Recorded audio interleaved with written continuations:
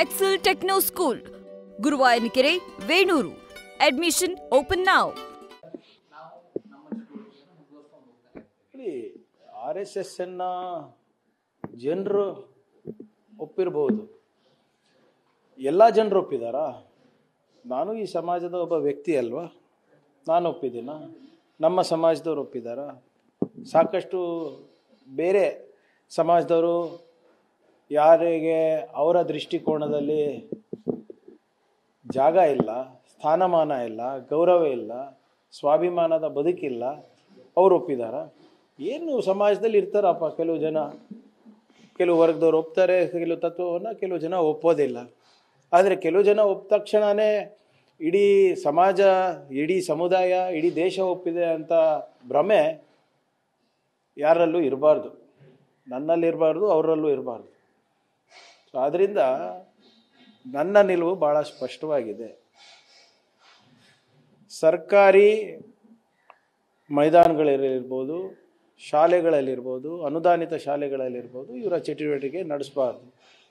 ಸಾರ್ವಜನಿಕ ಜಾಗದಲ್ಲಿ ಇವರು ಚಟುವಟಿಕೆ ನಡೆಸಬೇಕು ಅಂದರೆ ಸರ್ಕಾರದ ಅನುಮತಿಯನ್ನು ಕೇಳಿ ಮಾಹಿತಿ ಕೊಡೋದನ್ನು ನಿಲ್ಲಿಸಬೇಕು. ನಾವು ಇವರು ಆಳ್ಮಕ್ಕಳಲ್ಲ, ಸರ್ಕಾರದವರು RSSನ ಆಳ್ಮಕ್ಕಳು ಅಲ್ಲ. ಇವರು ಮಾಹಿತಿ ಕೊಟ್ಟ ತಕ್ಷಣ ನಾವು ಹೋಗಿ ಬಂದೋಬಸ್ತ್ ಮಾಡೋದು, ನಾವು ಅವ್ರ ಮಾಹಿತಿ ಕೊಟ್ಟ ತಕ್ಷಣ ನಾವು ಹೋಗಿ ಅವರ ಮುಂದೆ ನಿಂತ್ಕೊಳೋದು. ಏನಕ್ಕೆ ನಿಂತ್ಕೋಬೇಕು? ಏನಕ್ಕೆ ಮಾಡಬೇಕು? ಒಂದು ವಿಶ್ವದ ಅತ್ಯಂತ ದೊಡ್ಡ NGO ಅಂತ ಹೇಳ್ಕೊಳ್ತಾರೆ. ರಿಜಿಸ್ಟ್ರೇಷನ್ ಯಾಕ್ರಿ ಆಗ್ತಾ ಇಲ್ಲ ಇವ್ರದ್ದು? ಯಾಕೆ ಮಾಡ್ತಾ ಇಲ್ಲ?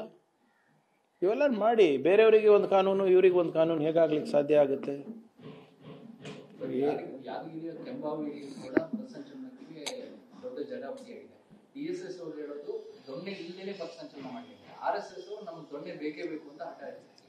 ನೋಡಿ, ಫಸ್ಟ್ ಆಫ್ ಆಲ್ ಪಥಸಂಚಲನ ಏನಕ್ಕೆ ಮಾಡ್ಬೇಕು? ಇವ್ರೆ ಏನಕ್ಕೆ ಮಾಡಬೇಕು? ಇವರು ಸಾವಿರಾರು ಕಡೆ ಪಥಸಂಚಲನ ಮಾಡಿದ್ದಾರೆ ಇಡೀ ರಾಷ್ಟ್ರದಲ್ಲಿ. ಅವ್ರು ಹೇಳ್ತಾ ಇರೋದು ನಾವು 50 ವರ್ಷದಿಂದ ಮಾಡ್ಕೊಂಡು ಬಂದೀವಿ, 60 ವರ್ಷದಿಂದ ಮಾಡ್ಕೊಂಡು ಬಂದಿದ್ದೀವಿ,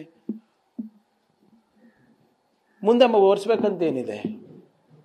ಈಗ ನಾನು ಪಥಸಂಚಲನ ಮಾಡಬೇಕು ಅಂದರೆ ನಮ್ಮ ಪಕ್ಷದ ಕಡೆಯಿಂದ ಅಥವಾ ನಮ್ಮ ಸಂಘಟನೆಗಳ ಕಡೆಯಿಂದ ನಾನು ಪರ್ಮಿಷನ್ ಕೇಳಬೇಕಲ್ವಾ? ನಾನು ಅನ್ರಿಜಿಸ್ಟರ್ಡ್ ಇದ್ದರೆ ಪರ್ಮಿಷನ್ ಕೊಡ್ತಾರಾ? ಸುಮ್ಮನೆ ಹೌದಪ್ಪ ಯಾವುದೋ ಒಂದು ಇಂಡಿಯಾ ಒಂದು ಮ್ಯಾಚ್ ಗೆಲ್ತು, ಅದು ಬೇರೆ ಯಾವುದೋ ಒಂದು ಸಂಭ್ರಮಾಚರಣೆ ಇತ್ತು, ಅವಾಗ ಆಕಸ್ಮಿಕವಾಗಿ ಎಲ್ಲರೂ ಜೊತೆಗೆ ಬಂದು ಒಂದು ಸರಿ ಸೆಲೆಬ್ರೇಷನ್ ಮಾಡೋದು ಬೇರೆ. ಆರ್ಗನೈಸ್ಡ್ ಆಗಿ ಇವರು ಯೂನಿಫಾರ್ಮ್ ಹಾಕ್ಕೊಂಡು,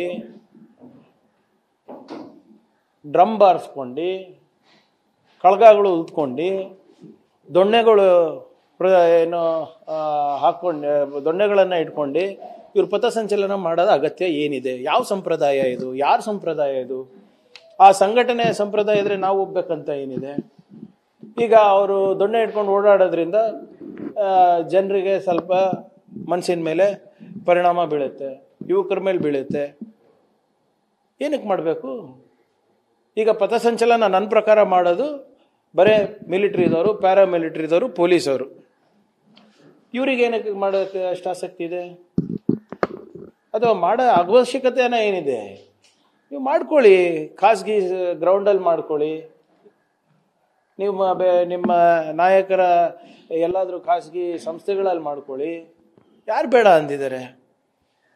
ಇದು ಪಬ್ಲಿಕ್ನಲ್ಲೇ ಮಾಡಬೇಕು, ಹೀಗೆ ಮಾಡಬೇಕು, ಇವಾಗಲೇ ಮಾಡಬೇಕು, ದೊಣ್ಣೆ ಇಟ್ಕೊಂಡೇ ಮಾಡಬೇಕು, ತಲವಾರ್ ಇಟ್ಕೊಂಡೇ ಮಾಡಬೇಕು, ತ್ರಿಶೂಲ ದೀಕ್ಷೆನೇ ಕೊಡಬೇಕು ಅಂದರೆ ಏನು ಅರ್ಥ ಇವರೇ? ವೈ? ನಾನು ಕೇಳ್ತಾ ಇರೋದು ಸರಳವಾದಂಥ ಪ್ರಶ್ನೆಗಳಲ್ವಾ? ನೀವು ಅತ್ಯಂತ ದೊಡ್ಡ NGO ಇದ್ದರೆ ಯಾಕಿದೆಲ್ಲ ಅವಶ್ಯಕತೆ ಇದೆ? ನೀವು ಭಾರತದ ಸಂಸ್ಕೃತಿಗೋಸ್ಕರ, ದೇಶದ ಐಕ್ಯತೆಗೋಸ್ಕರ ನೀವು ನಿಜವಾಗ್ಲೂ ದುಡಿತಾ ಇದ್ರೆ ಇದೆಲ್ಲ ಯಾಕೆ ಮಾಡೋ ಅವಶ್ಯಕತೆ ಇದೆ? ಬೇರೆ ಎಷ್ಟೊಂದು ಸಂಸ್ಥೆ, ನೂರಾರು ಸಂಸ್ಥೆಗಳಿವೆ ಇಂಥವು. ಯಾರು ದೇಶದ ಐಕ್ಯತೆ ಇರ್ಬೋದು, ನಮ್ಮ ಇತಿಹಾಸಕ್ಕೋಸ್ಕರ ಇರ್ಬೋದು, ನಮ್ಮ ಸಂಸ್ಕೃತಿ, ನಮ್ಮ ಕಲೆ, ನಮ್ಮ ಆಹಾರ, ಇವೆಲ್ಲ ಪದ್ಧತಿಗಳನ್ನು ಕಾಪಾಡುವ ನಿಟ್ಟಿನಲ್ಲಿ ಕೆಲಸ ಮಾಡ್ತಾ ಇರೋದು. ಎಲ್ಲನೂ ರಿಜಿಸ್ಟರ್ ಆಗಿದೆ. ಇವ್ರು ಯಾಕೆ ರಿಜಿಸ್ಟರ್ ಆಗಿಲ್ಲ? ಏನು ಕಾರಣ ಏನು? ಯಾರು ಕೊಡ್ತಾರೆ ಸರ್ ಇವರಿಗೆ ದುಡ್ಡು? ಈಗ ಇವ್ರು ನಾನು ಓದಿರೋಷ್ಟು, ನಂಗೆ ತಿಳುವಳಿಕೆ ಇರೋಷ್ಟು ಈ ಸಂಘದ ಬಗ್ಗೆ ಫುಲ್ ಟೈಮ್ ಪ್ರಚಾರಕರಂತ ಇರ್ತಾರೆ, ಒಪ್ತೀರಾ? ಆ ಫುಲ್ ಟೈಮ್ ಪ್ರಚಾರಕರಿಗೆ ಇವರು ಒಂದು ವೇತನ ಕೊಡ್ತಾರೆ. ಆ ವೇತನ ಹೆಂಗೆ ಕೊಡ್ತಾ ಇದ್ದಾರೆ? ಯಾರು ಕೊಡ್ತಾ ಇದ್ದಾರೆ? ಲಕ್ಷಾಂತರ ಜನ ಪ್ರಚಾರಕರಿರಂತ ಇವರೇ ಹೇಳ್ತಾರಲ್ಲ. ಮತ್ತು ಅವರಿಗೆ ಸ್ಯಾಲ್ರಿನೋ ವೇತನನೋ ಗೌರವಧನನೋ ಯಾರು ಕೊಡ್ತಾ ಇದ್ದಾರೆ? ಹೇಗೆ ಕೊಡ್ತಾ ಇದ್ದಾರೆ ಗೊತ್ತಾಗಬೇಕಲ್ವಾ? ಮತ್ತು ಇವರಿಗೆ ಅಂಜಿಕೆ ಯಾಕೆ ಅಷ್ಟೊಂದು?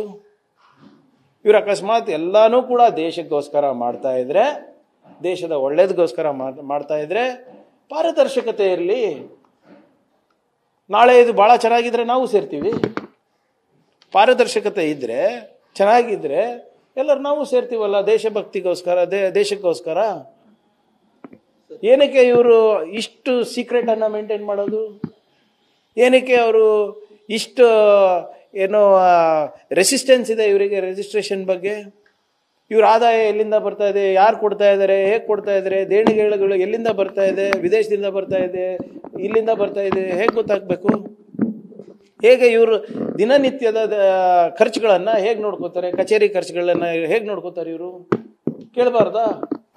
ಈಗ ಪ್ರೆಸಿಡೆಂಟ್ ಇರ್ಬೋದು, ಚೀಫ್ ಜಸ್ಟಿಸ್ ಆಫ್ ಇಂಡಿಯಾ ಇರ್ಬೋದು, ಪ್ರೈಮ್ ಮಿನಿಸ್ಟರ್ ಇರ್ಬೋದು, ಮುಖ್ಯಮಂತ್ರಿಗಳಿರ್ಬೋದು, ಮಂತ್ರಿಗಳಿರ್ಬೋದು, ಶಾಸಕರಿರ್ಬೋದು, ಇವರೆಲ್ಲರೂ ಕೂಡ 6 ತಿಂಗಳಿಗೆ ಲೋಕಾಯುಕ್ತಕ್ಕೆ ನಾವು ರಿಪೋರ್ಟ್ ಕೊಡಬೇಕಲ್ವಾ? ನಮ್ಮ ಅಸೆಟ್ ಎಷ್ಟಾಗಿದೆ, ಸ್ಯಾಲ್ರಿಗಿಂತ ಮೀರಿ ಜಾಸ್ತಿ ಆಗಿದೆಯಾ ಇಲ್ವಾ? ಇವ್ರು ಯಾಕ್ರಿ ಕೊಡಬಾರ್ದು? ನ್ಯೂಸ್ ಫಸ್ಟ್, ನಿರ್ಭೀತಿಯಿಂದ ನಿಮ್ಮ ಪರವಾಗಿ.